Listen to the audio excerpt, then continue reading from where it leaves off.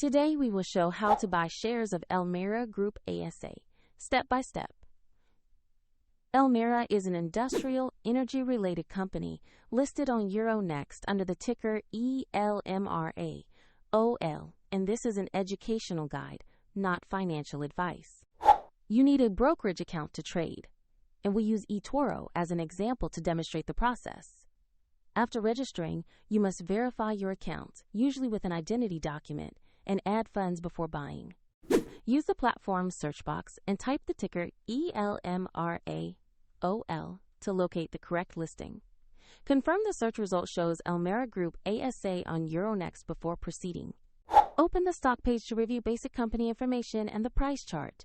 Ensure the company name, exchange, and ticker match so you are viewing the correct asset. Click Invest or Buy, choose the amount you wish to purchase, then review and confirm the order details. If the market is closed, your order may be queued or executed as specified, and if you lack sufficient funds, the platform will prompt you to add them before confirming. Once executed, your position will appear in your portfolio. For the example link used in this video, check the description below.